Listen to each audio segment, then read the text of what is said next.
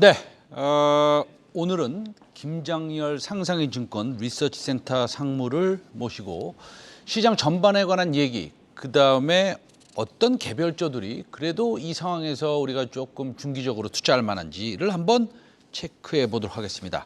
네, 안녕하십니까? 네, 안녕하세요. 네. 자, 코스피 시장 뭐 진단을 좀 해야 되는데 그 리포트를 내셨는데 벨 에포크 시대는 같다, 이런 리포트를 내셨어요. 벨 에포크, 뭐 이렇게 왜 어려운 단어를 써가지고 네. 리포트를 또 내시고 그러십니까? 예. 뭐 익숙치 않으면 어려울 수 있는데, 네네. 뭐 인문학 쪽에서 많이 쓰는 용어들은 네. 있어요. 예, 한마디로 좋은 시대. 좋은 시대. 예, 그러니까 100여 년 전에, 100년 더 됐죠. 그러니까 그 프랑스 말로 벨 에포크가 좋은 시대인데 1870년대, 그러니까 19세기 말부터 그 1차 세계대전 일어나기 전 1914년까지 한 3, 40년간에 보면은 그 시절이 전쟁이 없던 시절이에요. 이 벨 에포크 시대, 1870년 그 시대 40년 동안 전쟁이 없고, 그래서 그 산업혁명 기반을 해가지고 나름대로 이젠 경제가 융성하고, 그래서 평화로우니까 문화, 예술, 미술 이런 사조들이 엄청나게 발전했던, 프랑스가 한마디로 융성하던 시대가 요 시기거든요.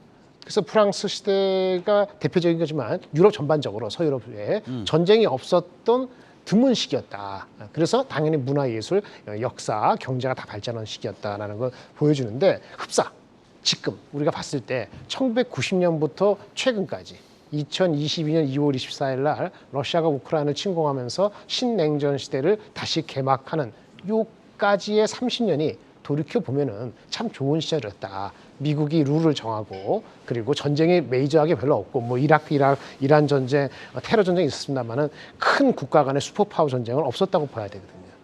그러한 시기가 과거 100여 년 전에도 있었는데 비슷한 시기인데 이제 지나갔다. 앞으로는 좀 단단히 각오를 하고 향후 뭐 10년, 20년은 맞이해야 되지 않을까라는 입장에서 벨 에포크를 한번 가져온 거죠. 우리가 그 뭐 항상 전쟁은 있었고요. 뭐 그러고 과거에는 또 이란 이라크 전쟁도 있었고, 뭐 물론 아주 큰 뭐라 그럴까요? 탑 2나 탑 3가 서로 부딪힌 적은 없습니다만, 그건 없습니다만, 그래도 이런 시대가 또 기회 시대라고 제가 저 제목을 좀 바꿔봐도 되겠습니까? 아니면 그거는 동의하지 않으십니까? 저는 동의하기는 좀 어려울 거예요. 왜요? 예, 일단은 그 메이저 파워가 붙지 않을 시대에는 네. 잔챙이들, 그러니까 이머징하는 회사, 그 국가들은 도움을 받았어요. 대한민국이 그랬더라고요. 아하. 1990년 이전까지 미국이 정해진 룰, 글로벌라이제이션 맞게끔 열심히 만들어서 팔면 됐거든요. 어떻게 보면 룰이 심플했어요. 그러니까 대한민국, 대만, 뭐 또 중국이 이제 WTO 잘하면 성장했잖아요. 그런데 이제 미국의 룰이 다 통용되는 시대가 저물었다 그러면은, 물론 기회는 있죠. 기회가 없겠습니까만은, 과거와 같이, 과거 30년 같이 좀 편하게 지내왔던 그러한 적응력 가지고는 조금 다른 챌린지가 있을 것이라는 생각에서 챌린징해졌다, 더 이렇게 표시하시는 게 더 맞지 않을까. 제 의견은 그렇습니다. 알겠습니다. 자, 한 가지 시황에 대해서 여기 이제 뭐 질문지에는 없지만 네네. 제가 한번 여쭤보고 싶은 게 뭐냐면, 지금 유한화의 약세 현상이 심상치 않아요. 그렇죠. 네. 네. 보통 유한화가 약세되면, 항상 그런 건 아니지만 우리나라 원도 약세가 많이 네. 되더라고요. 과거를 보니 쫓아가니까. 네네. 그러면 지금 원화가 다시 한번 보여주시면 1243원 정도 되나요? 40 넘었어요. 네, 이거 뭐 47원이네요. 네. 네, 어떻게 보세요? 그러니까 딱 원화를 말씀드리면은 달러가 강세이고 위안화하고 또 저펜 그 엔화 자체가 네네. 약세를 보이는 거잖아요. 지금 금리 인상 속도를 이제 일본이나 중국은 못 따라가는 거란 말이에요. 네네. 약간 다른 이유가 있지만 네네네. 대한민국은 따라간다 하지만은 뭐 결국 역전될 가능성이 있으니 네네. 원화가 약세인 건 어찌할 도리가 없어요. 예, 원화 약세가 1250 머물지는 그거는 달러 강세가 유로하고 약간 덜 강세가 되면은 약간 주춤할 수 있죠. 네네. 그래서 포즈가 올 수 있는 지점에 왔다고 볼 수 있지만, 이게 원화 약세가 기조적인 것을 바뀔 것이냐 조만간, 그거는 나이브한 것 같아요. 아하. 네, 그래서 달러가 강세인데 엔화는 못 따라가고 당연히 그 나라 자체니까요. 이 중국이 문제인데, 중국도 이젠 금리를 인상을 하지 않고 있잖아요. 지금 오히려 거꾸로 가고 있잖아요. 네. 그렇게 해서 경기를 부양한다고 하는 건데, 제로 코로나라고 같이 연관돼서 이게 6월 달까지 갈지 9월 달까지 갈지 모르지만 당분간 그런 기조라면은 뭐 중국도 걱정하겠죠. 물가 상승, 해외에서 수입하는 물가 상승 계속 이렇게 되면 문제가 되지만은 당장에는 경기 부양을 위해서 금리 인하, 지준금 이하 이런 식으로 완화 정책을 피면은 그러면 달러가 강세되고 위안화 약세되고 그 우리나라가 원화가 또 위안화하고 영향을 받으니 우리나라 원화가 약세되니까 우리나라가 금리를 엄청 빨리 올리지 않는 한 우리 원화 약세는 어쩔 수 없죠. 좀 더 지속될 것으로 저는 보고 있습니다. 알겠습니다. 좀 더 지속될 것으로 네. 보고 계신다라고 말씀하셨는데, 자, 우리나라는 그러면 시가총액의 일정 부분, 뭐 아니면 큰 부분이 반도체 종목으로 네. 돼 있는데 수출 굉장히 많이 하죠. 네네. 그러면 반도체 주들이 오늘 뭐 또 빠지고 있고 SK 하이닉스는 한 2% 이상 빠지고 있습니다만 수출 단가에는 좋겠네요. 단가는 좋죠. 네. 그래서 저번에도 말씀드렸지만 네네. 지금 금리 인상과 글로벌 매크로 시츄에이션이 우려가 되는 것은 당장의 1분기 실적에 영향을 미치는 건 거의 없어요. 특히 수출 주도주는 오히려 더 좋을 겁니다. 네네. 장비주도 마찬가지고. 근데 향후 6개월, 9개월 됐을 때 수요 둔화로 연결될까 봐 그게 걱정인 거죠. 그걸 미리 선반영한 거기 때문에 IT 대응주가 수요에 대한 우려를 반영하는 것입니다. 그러면 자, 장비가 공급 부족 사태라는 얘기가 있고 네네네. 뭐 이런 얘기 있습니다. 네네. 그다음에 소재는 나쁘진 않아요. 소재는 지금 보면 나쁘지 나쁘지 않습니다. 예. 잠깐 조정받다가 혹시 더 올라가지 않을까 뭐 이런 생각도 좀 들고 그렇습니다. 어떻게 보세요? 장비보다는 장비 중에서도 후공정, 전공정보다는 후공정. 후공정하고 소재는 그래도 괜찮은데 장이 이러니까 올라가는 목표 주가는 천천히 이게 맞는 거죠. 일반적인 장비, 반도체 만들 때 웨이퍼를 가지고 만드는 장비는 반도체 업체가 투자를 단기간 뭐 빨리 안 하면은 주가를 같이 연동하는 겁니다. 더 빨리 빠질 수도 있고 안 좋은 거고요. 후공정은 다 만들어 놓은 제품을 나중에 잘 이렇게 조립해 주는 거잖아요. 시차가 있어요. 그래서 반도체가 계속 안 좋고 그러면은 후공정도 역시 가을, 겨울에 어떻게 될지 모르지만 일단 지금 당장에는 후공정은 아웃소싱, 삼성 하이닉스가 이거는 바깥에 줘서 자기네의 효율을 높이겠다는 전략이 세웠기 때문에 전략적인 방향성에서 전공정보다는 후공정은 덜 시클리컬하다. 시클리컬한 게 덜하기 때문에 그나마 더 버틸 수 있고 잠재력은 더 있다.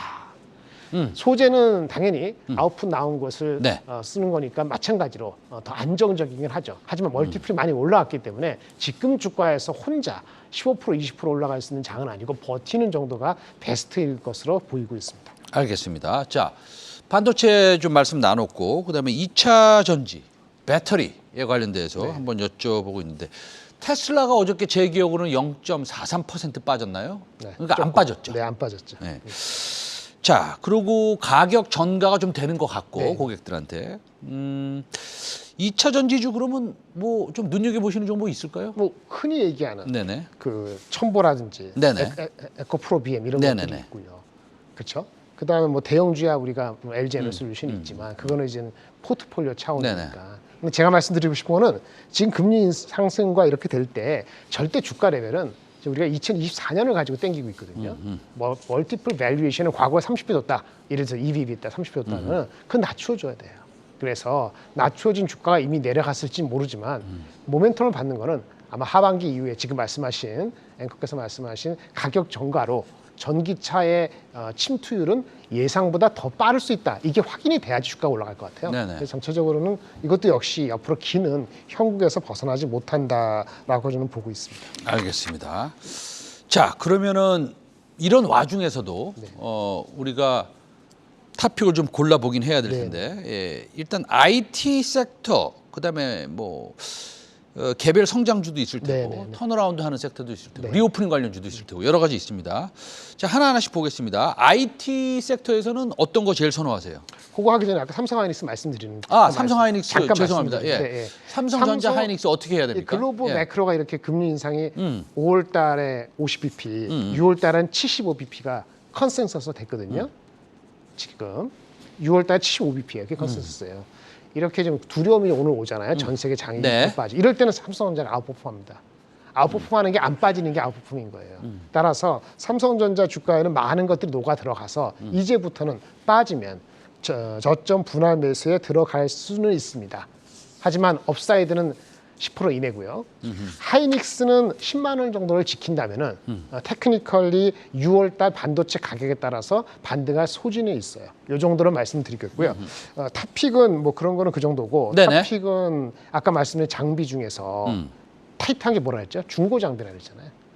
중고 장비 가격 엄청나게 비싸진다고 그러는데. 중고 장비를 지금 갖다가 유통해주고 이제 개조해서 팔아주고 하는 회사가 있어요. 어떤 회사입니까? 이게 서플러스 글로벌. 아, 서플러스 오늘 글로벌. 좀 오르고 있는데 지난주, 지지난주 제가 리포트 쓰면서 네네. 계속 말씀을 드린 종목인데 네네. 괜찮죠. 거래량이 많지 않고 작은 종목이기 때문에 리스크가 없지는 않습니다. 네네. 하지만 이런 거는 당연히 이거는 달리 가야 되는 주식이고요. 저번에 말씀드린 풍원정밀 그 리포트 쓰고 이틀 올랐다가 또 오늘 어저께 좀 많이 빠지는데 네. 이렇게 조정받을 때 괜찮아요. 네네네. 시장을 새롭게 개척하는 거니까. 알겠습니다. 네. 그 다음에 아까 후공정 중에서 테스트 소켓. 네. 반도체 다 만들었는데 네. 테스트를 해야 되잖아요. 네네. 근데 소켓이 있거든요. 테스트 소켓 업체가 몇 군데 있어요. 잘 아시는 리노공업도 있는데 리노공업하고 필적하는 정도는 아니었지만은 최근에 이제 많은 투자와 자회사 뭐 이런 식으로 해가지고 약점을 보완하고 있어요. 네네. 1분기 시도 좋고 그래서 ISC 이 정도를 가장 좋게 생각하고요. 네. 뭐 그 정도면 괜찮을 것 같아요. 알겠습니다. 자동차는 지금 많이 빠졌어요, 자동차도. 네네네. 뭐 아무래도 이제 그 대형주 안에 편입이 돼 있는 네네, 종목들이니까 현대차, 기아차. 그래도 뭐 살짝 그래도 시청자 여러분들을 위해서 뭐 어떤 어드바이스를 좀 주시겠어요? 뭐 심플리 삼성보다 낫다. 삼성전자, LG 에너지 솔루션 낫다. 대형주 중에서 자동차 아까 말씀하셨는데 가격을 전가한다 그랬잖아요. 네네네. 뭐 전기차 당연히 전가되죠. 아직은 네. 더 올라가면 또 전가가 안 될지는 모르겠습니다만 지금 일반 자동차도 자기가 사고 싶으면 못 사거든요. 6개월, 9개월, 1년 이렇게 기다린다고요. 그래서 기아차, 현대차 같은 경우가 핵심이 되는 자동차 모델은 지금 인센티브 별로 안 주고 그러니까 판매 비용 별로 안 들이고 가격을 전가할 수 있는 상태예요. 그리고 1분기 실적이 바닥인데 그 다음부터 조금씩 좋아질 거고. 근데 주가는 미리 빠져서 PER 밸류에이션에서 다른 IT보다는 조금 더 리스크가 덜하죠. 그래서 이제 포트 네. 차원에서 기아 정도 뭐 넣어두면 괜찮다. 1분기 실적이 바텀이다. 네, 바텀일 거예요. 아, 거의 그렇게 생각이 네, 든다. 예, 알겠습니다. 자, 그러면 개별 성장주가 사실은 우리 뭐 시청자 여러분들이 가장 관심이 있을 만한 종목일 텐데 어떤 것들을 우리가 좀 봐야 될까요? 골프하고 그 카지노입니다. 골프하고 카지노. 네. 예. 근데 또 오늘 이렇게 말씀드리면 또 골프주도 두 가지, 세 가지가 있는데 네. 제가 지금 견해가 조금 다르거든요. 네네. 또 가지고 계신 분은 좋아하고 안 가지고 계신 분은 또 가지고 계신 분은 또 싫어하고 뭐 이럴 수 있는데 이게 말씀드릴게요. 네. 골프 그 필드 나가실 욕구가 많이 더 생기잖아요. 이전보다. 그렇죠. 더 날씨 생길 따뜻하고. 겁니다. 네. 예, 그러면은 밖으로 나간단 말이에요. 네네. 밖으로 나가면은 뭘 신경 쓸까요? 옷에 신경 써요. 그렇죠. 그래서 골프 웨어에 대해서 아까 가격 전가도 되고 가격 높아 상관없어요. 네. 젊고 여성분들이 더 신경을 더 쓰거든요. 그러니까 가격에 별로 신경 안 쓰는. 네네. 그게 뭐 골프웨어 업체 중에서 크리스 FNC라고 있습니다. 아, 크리스 FNC. 주가 별로 움직이지도 않았어요. 네네. 네, 오늘 좀 빠지고 있습니다만. 네네. 그래서 요거 밸류에이션도 쌉니다. 아마 제가 기억하기로는 한 7배 넘지 않을 것 같은데 네네. PER로서 그 정도면은 싸죠. 같은 개념에서 골프 같은 경우로 골프 존이라고 있죠. 네. 네, 좋습니다. 좋은 주식이고 1분기 실적도 상당히 좋을 것으로 네. 시장에서 컨센서스 갖고 있는데 추가 업사이드는 이쪽이 더 나은 것 같아요. 크리스 FNC가. 골프 존은 아무래도 못 나가던 사람들이 이제 시뮬레이터에서 이제 하던 수요가 있었거든요. 그 수요의 추가 성장률은 그 전보다는 좀 둔화되지 않을까 싶어서 추가 상승 여력보다는 조금 조심할 필요가 있다라는 생각이 들어서 크리스 FNC로 스위칭 하시기를 원합니다. 밖에 나갈 때는 옷이 더 신경 쓰지 실내 골프를 더 많이 하지는 않을 거란 말이에요. 제가 그 얼마 전에 백화점 갔다 왔어요. 네. 백화점 가가지고 크리스 FNC는 아니지만 골프복이 얼마에 팔리나 제가 한번 이렇게 봤습니다. 비싸서 못 사겠더라고요. 그런데도 불구하고 수요가 폭발적이고 그다음에 일부 쇼퍼들은 뭐 가격에 대해서 그렇게 민감하지 않더라고요. 특히 골프복은. 아니 자동차 가격도 전가되는 판인데 골프 못 치다가 나가서 치는데 그 정도 전가를 그러니까요. 본인은 아니더라도 네. 와이프라든지 네. 그 딸이 나가서 친다고 네네. చెప్ప니까? 그거 신경 쓸 것 같으세요? 그러니까요. 네, 그러니까 그런데 중요한 건 주가가 별로 안 갔어요. 네. 그래서- 7배면 싸네요. 예, 상대적으로 그런 약점도 네. 있습니다만 네. 눈여겨보실 만하고요. 알겠습니다. 그 다음에 이제 또 하나 리오프닝 관련되는 거는 저번에 말씀드린 것처럼 카지노 가는 거죠. 근데 카지노 가는 주식들은 1차 많이 한 번씩 갔어요. 강원랜드고 뭐 하고. 근데 카지노가 계속 되면은 전 세계 카지노 시장에 다시 올라오면 뭐가 될까요? 거기 사용되는 모니터. 그렇죠. 예, 그거 수익 올라갈 겁니다. 예, 올해 올라가는 속도보다도 내년에 더 올라갈 거고. 그런 측면에서 코텍이라는 회사가 있는데 아직 적자거든요. 근데 2분기, 3분기 전환하면은 아마 흑자 전환하면서 턴어라운드라는 얘기에 아마 초점이 맞춰질 거예요. 그래서 미리 선취매하자. 지금은 비싸지 않다. 이 두 가지 종목을 인기 없어 보이지만 추천드립니다. 알겠습니다. 오늘 제가 들은 것 중에서는 요즘에는 싼 거 아니면 손이 안 나가지 않습니까? 솔직히. 그렇죠? 밸류에이션이 뭐 높은 거는 좀 그러니까. 크리스 FNC 7배로 거래되는데 이거 뭐 좋아 보입니다. 예. 알겠습니다. 오늘 김장렬 상상의증권 리서치센터장 상무님과 함께 여러 가지 얘기를 나눴는데 예, 리포트 쓰신 거 벨 에포크 좋은 시대는 갔다. 그러나 우리를 기회는 다른 데 찾아야 될 것이다. 이렇게 이제 말씀하셨습니다. 자, 오늘 좋은 말씀 감사합니다. 네, 감사합니다.